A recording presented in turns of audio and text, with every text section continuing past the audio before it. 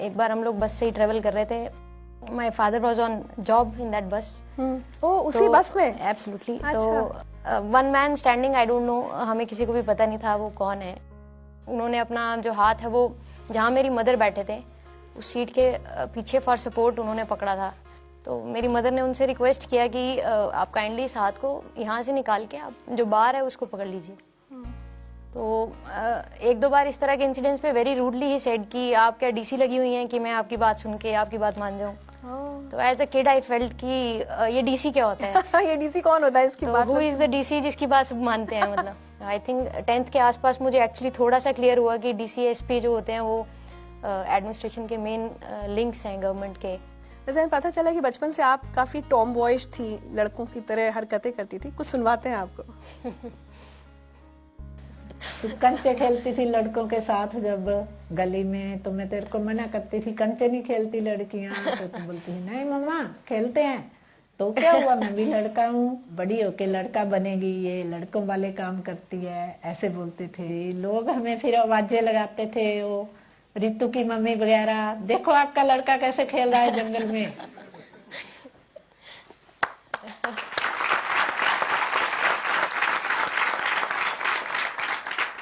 ये बहुत ही मेरी मदर ने बहुत सही पॉइंट किया है कि मैंने वो सारी गेम्स खेली हैं जो लड़कियों के लिए ट्रेडिशनली मना है, जैसे गुल्ली डंडा है, कंचे हैं, कंचे वो बॉल्स लोकल गेम होती है। उसके अलावा पिट्ठू बोलते हैं एक, वो आप स्टोन्स की उसको हिट करके आप भागना है।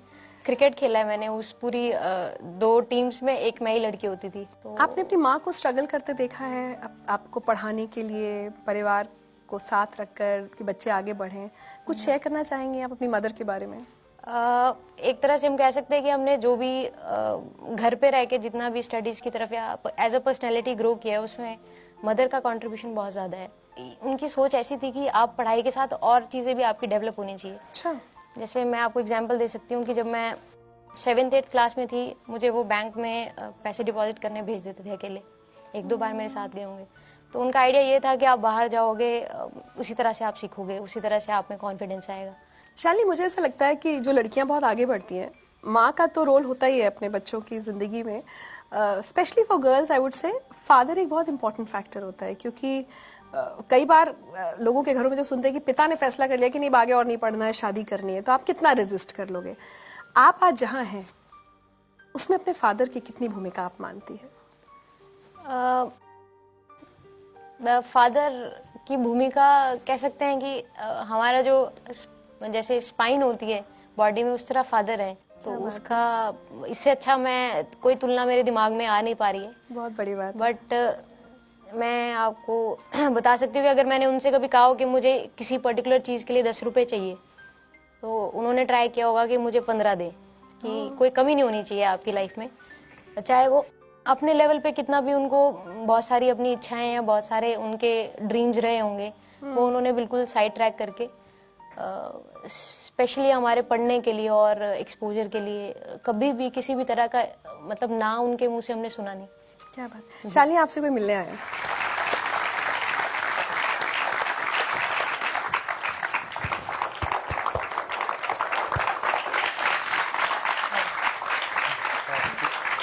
रमेश जी, अगर मैं आपसे पूछूं, पूछो। एक बस कंडक्टर कभी सोच सकता था कि बेटी एक दिन आईपीएस ऑफिसर बनेगी?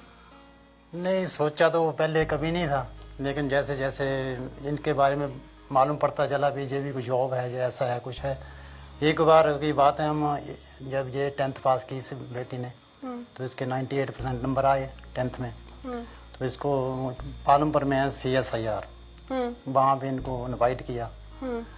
तो वहाँ पे सभी बच्चों ने वहाँ डिबेट किया। तो जब भाषण की प्रतियोगिता आई तब बेटी सब ने, किसी ने कहा मैं डॉक्टर बनूंगा, किसी ने कहा मैं वो वैज्ञानिक बनूंगा, लेकिन जब मेरी बेटी की पार्टी आई तो इसने कह दिया मैं IPS बनूंगी या IAS पास करूंगी। तो फिर जब ये इसने ये कर लिया, अपना क्लियर कर लिया, सब कुछ IPS बन गई, तो फिर हमारे को बहुत खुशी हुई भी मेरे साथ वायदा किया था वो पूरा कर लिया बेटी ने। क्या बात है।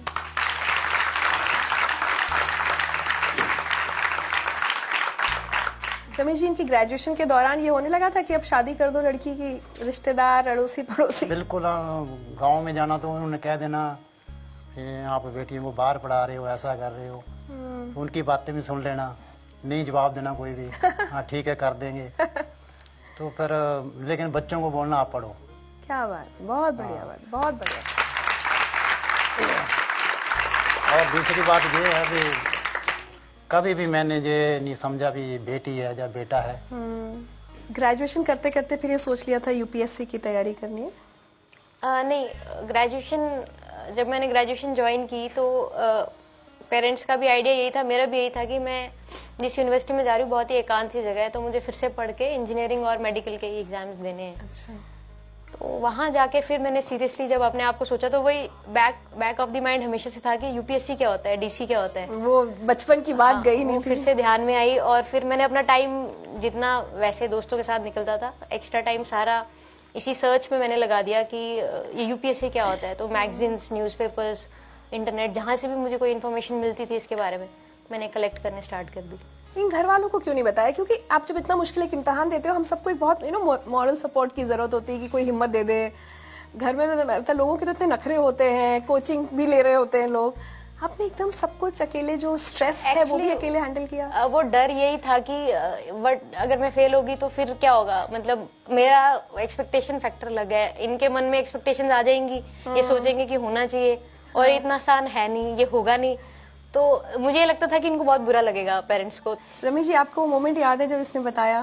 पहले तो घर में फोन किया होगा, फिर मेरे को फोन कर दिया, तो मेरे मन में इतनी खुशी हुई भी मैं क्या बता सकता हूँ। लेकिन ऊपर से सरप्राइज दिया हमारे को, तो हम तो फिर वैसे रह गए जैसे। आज बहुत फक्र होता है ना बिटिया के बारे में? बिल्कुल बिल्कुल। अगर बच्चे कुछ करें तो पेरेंट्स को इससे ज़्यादा और क्या है।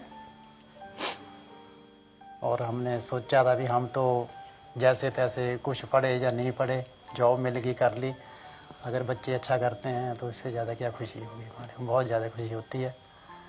मेहनत की है इन्होंने और मेहनत का फल मिला है।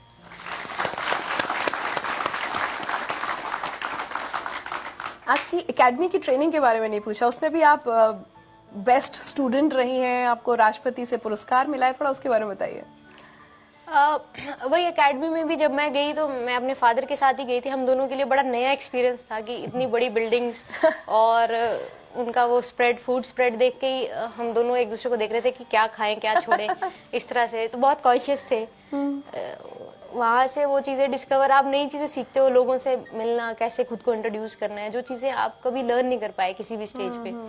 आपके एकेडमी में बहुत सारे रिसोर्स पर्सन, बहुत ही हाई डिग्निटरीज आते हैं, सीनियर पुलिस ऑफिसर्स आते हैं, एडमिनिस्ट्रेटिव ऑफिसर्स आते हैं, उनसे किस तरह से बहुत ज़्यादा कॉन्फिडेंस भी और सीखा कि आपको किसी को इंट्रोड्यूस करना है, किसी को रिसीव करना है। तो मैं कहूँगी कि बहुत ज़्यादा पर्सनैलिटी में बहुत ज़्यादा मैंने गेन किया वहाँ पे 11 मंथ्स में। और ये बेस्ट प्रोबेशनर का तो कभी थॉट में ही नहीं था कि ये भी कुछ होगा। बट देन वही कि मैं जब गई तो 1-2 महीना स्ट्रगल करने के बाद में, एडजस्ट होने के बाद मैंने सोचा कि ठीक है, इतना कुछ है लाइफ में, सबको एंजॉय करना है। तो राइडिंग भी एंजॉय करो, शूटिंग भी एंजॉय करो, स्विमिंग भी एंजॉय करो। तो आई थिंक एकेडमी पीरियड बहुत ज़्यादा एंजॉय किया मैंने और बहुत ज़्यादा ग्रो किया। बहुत बढ़िया। चलते चलते आप हमारे जितने लोग यहाँ बैठे हैं और सारे व्यूअर्स जो आपको टेलीविजन पे देख रहे हैं, इनसे क्या कहना चाहेंगे? कोई भी आपका सपना है उसको मतलब ये सोच के, सिर्फ यही सोच के कि यार ये मेरे लेवल से ऊपर है, मुझे सोचना ही नहीं चाहिए, इस पे खत्म ना करें। ये जो हमारा मेंटल ब्लॉक है, अगर आप इसको ब्रेक करेंगे तो शायद आप जो भी अचीव करना चाहेंगे आप डेफिनेटली करेंगे। और पेरेंट्स का सपोर्ट बच्चों के लिए बहुत ज़्यादा ज़रूरी होता है, और बच्चों का खुद का कॉन्फिडेंस जितना आप उसको बढ़ा पाएँ वो आप कोशिश करें। जो भी आजकल की यंग जनरेशन बहुत स्मार्ट है, जो करना चाहे इन्हें करने की फ्रीडम देनी चाहिए। Thank you so much Shalini, thank you so much. आप हमारे शो में आई और मुझे उम्मीद है कि बहुत सारे लड़के लड़कियां आपकी बातें सुनकर इंस्पायर होंगे। एक छोटा सा तोहफा हमारी तरफ से आपके लिए।